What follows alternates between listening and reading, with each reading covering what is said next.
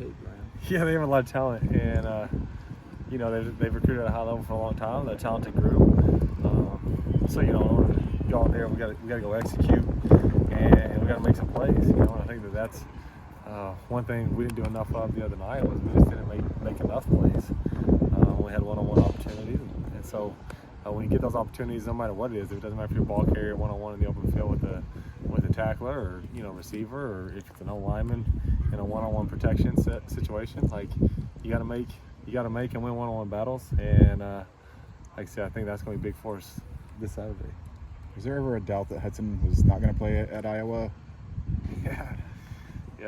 I mean, he's had, I think he's in some pain, and throughout the week, I thought he started to improve a little bit. So later on in the week, I started to feel a little more confident. But early on, he definitely had some pain, and but he's a tough kid. He kind of got banged up on that in the first series of the Illinois, or first quarter of the Illinois game, and battled through there, and then battled through again the other night. And Hud's a tough guy, and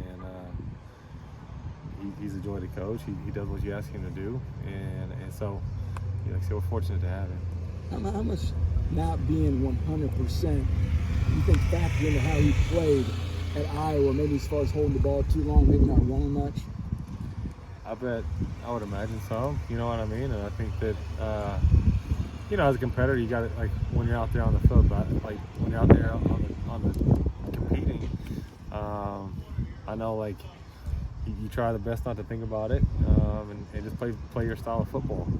But I'm sure, that'd be a question more for him. But I definitely think, like, probably somewhere in the back of your head, you may create some hesitation, especially in the run game, trying to avoid hits. But like I said, I think that the best you can, you go out there, you try to compete, and just try to play your style of football and not think about it. But can you really do that or not is hard to say. How important is it to get ahead of the sticks? It seemed like you were playing from behind. Yeah, that's one of my penalties and victory that I gave today.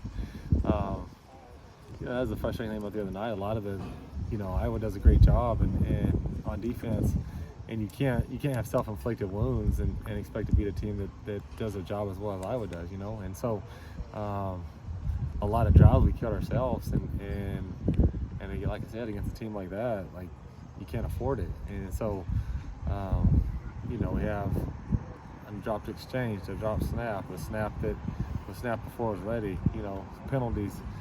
You just can't do those kind of things against good football teams. And so staying ahead of the sticks is really, really important. It's always important. Against a team like Iowa is definitely important. Against a team like Ohio State, like, really against anyone you play, like, staying ahead of the sticks and not beating yourself is really, really important. And it's got something we got to do a better job of. How much will losing Tyrone Tracy change the run game, if at all? I think losing a player like that, you're always going to feel the effects of it a little bit. Really dynamic guy, and a guy that plays at a really high level.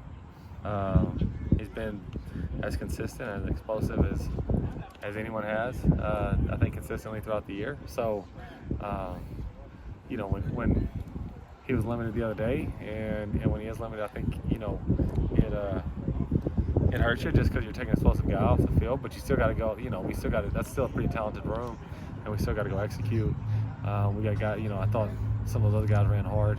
I think the kind of the stats were kind of skewed because of how many negative, like, big sacks we took. But I really think, like, those running backs are did some good things with the ball in their hands, and were fairly effective running the football.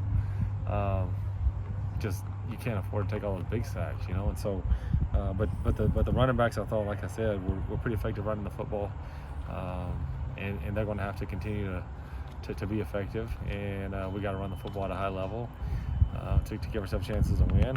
And like I said, you got to make plays in both the run game and the pass game.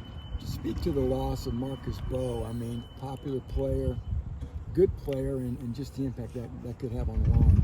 Yeah, I think he's as talented of the guys we have up there, probably. You know what I mean? And so, just from a talent, from that standpoint, it hurts. But also, like you said, the guys, I know the rest of the guys love him. You could tell when he got hurt, like, how upset it made some of the guys just because they're seeing their friend. You know what I mean? Seeing your friend get injured is never fun. Unfortunately, that's part of the game of football. You know, you wish you could avoid those, but it's inevitable that at some point, you know, people are going to get hurt. You know, you always hope you don't. But like I said, seeing Marcus, you know, you could see all the guys kind of rally around him since he's been back. I think the guys have really rallied around him well, put their arm around him, and you know, I think you can see really how much he means to the guys around him just by the way they've reacted and treated him since. And like I said, he's a super talented guy that won't miss, but creates an opportunity for the next guy, and we're going to need the next guy to step up and play at a high level.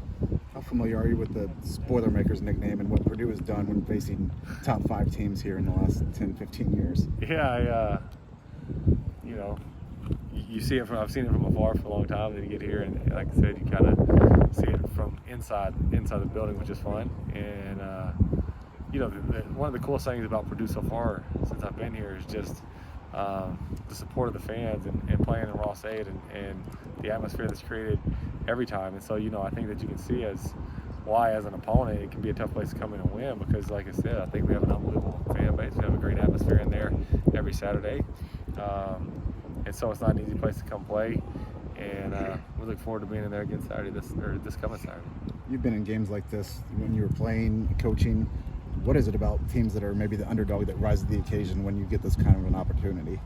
Yeah, they're fun games. You know, I think every week's a fun week, but when you play a team that, you know, like I said, even when I was playing, when you played teams that were highly ranked or had great records, it was always fun to go play them. And to me, like, you just got to go do your job at a really high level, and if you do, you give yourself a chance. You know what I mean? And so, like I said, at Texas Tech, you were always kind of the underdog. It felt like, you know, you in the state of Texas, especially back then when Texas A&M was still in the Big 12, and you had Oklahoma. You always kind of saw yourself as the little stepbrother or something. You know what I mean? And you wanted to beat up your big brother, and so it was always fun when Texas or Texas A&M or OU or whoever rolled into town. And you know, being here when you have a big time opponent coming in. Like I said, I don't know if it's kind of the same because it's not quite like the in-state deal, but I think it's a great opportunity to go play at a high level and play a great football team and go try to get a big time win. How encouraging was it to see Devin take a little step forward on Saturday? You know, I think he's a really good player. You know, and he does a lot for this offense. He's a very valuable piece of what we do, and he made some nice plays the other day. You know what I mean? And we're going to continue to need him to do that as we move forward. And I think he prepares the right way. He does things right,